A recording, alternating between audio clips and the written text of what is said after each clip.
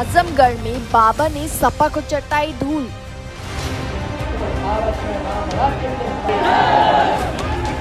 Bharatiya Janata party जो कहती है तो करके दिखाती है। बीजेपी विधायक के बिना भी आजमगढ़ में किया विकास। होने वाला चुनाव इस बार समाजवादी पार्टी की जमानत को जब्त करने वाला होगा। बाबा ने बदल दी आजमगढ़ की सूरत। आजमगढ़ में बीजेपी ने हासिल की ऐतिहासिक जीत। उपचुनाव में सपा को धूल चटाने के बाद यूपी के सीएम योगी आदित्यनाथ आजमगढ़ पहुंचे तो नजारा देखने वाला था। कल तक सपा का गढ़ कहा जाने वाला आजमगढ़ आज बाबा के भगवा रंग से रंगा हुआ था। और हो भी क्यों ना, आजमगढ़ के युवाओं को योगी सरकार ने नई उम्मीद देते हुए आजमगढ़ की सूरत ही बदल डाली है।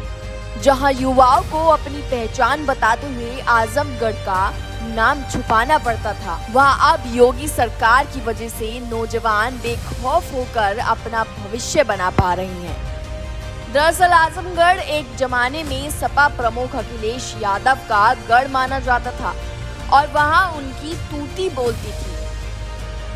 चुनाव जीतना तो दूर, सपा के सामने कोई पार्टी चुनाव में टिक भी नहीं पाती थी। और जितनी ज्यादा सपा की पकड़ आजमगढ़ में बनी हुई थी, उतनी ही ज्यादा बदहाल कानून व्यवस्था सपा के राज में आजमगढ़ की हो चुकी थी। लेकिन आखिरकार इस सिलसिले का अंत हुआ और हाल ही में हुए विधानसभा उपचुनाव में बीजेपी ने ऐतिहासिक जीत हासिल करते हुए न सिर्फ सपा को हराया, बल्कि आजमगढ़ की जनता के लिए कई बड़े कार्य भी किए। इसी के चलते योगी बाबा आजमगढ़ पहुंचे और 146 करोड़ की 50 परियोजनाओं का लोकार्पण कर जन संबोधन किया। इतना ही नहीं, सीएम योगी ने अपने संबोधन में विपक्ष को जमकर घेरा। उन्होंने कहा कि 2017 से पहले आजमगढ़ के नौजवान जब कहीं नौकरी की तलाश में जाते थे तो उन्हें अपनी पहचान छुपाने की जरूरत पड़ती थी, क्योंकि विपक्ष ने आजमगढ़ की यही पहचान बना रखी थी। लेकिन अब ऐसा नहीं रहा। अब आजमगढ़ विकास के पथ पर अग्रसर होने वाला प्रमुख जनपद है। उन्होंने कहा कि आजमगढ़ में बीजेपी का एक भी विधायक नहीं रहने के बावजूद भी आजमगढ़ का विकास कभी रुका ही नहीं। जिसने आजमगढ़ जैसे जनपद के नौजवानों के सामने पहचान का संकट खड़ा किया था।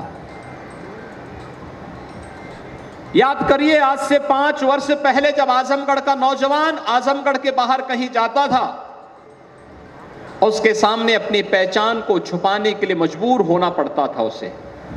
कारण था क्योंकि अगर वह ये बोलता था कि मैं आजमगढ़ से आया हूं, तो भाइयों बहनों, आजमगढ़ के नाम पर उसे होटल में रूम नहीं मिलता था।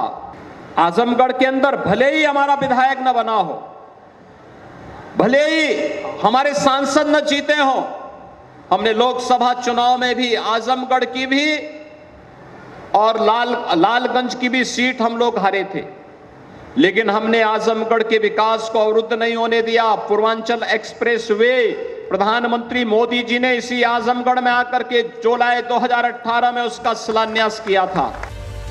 हालांकि बीजेपी देश प्रदेश में हर जगह विकास के पथ पर चलती नजर आती है, चाहे उनकी सरकार वहां हो या ना हो, लेकिन सीएम योगी के समर्थन तो हर जगह मिल ही जाते हैं।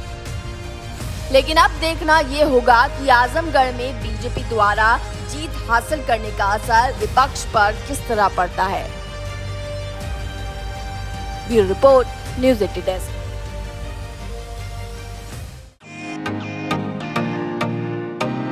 फेसबुक और यूट्यूब के बाद अब आपका पसंदीदा चैनल न्यूज़ 80 डेली हंट पर भी फॉलो करें।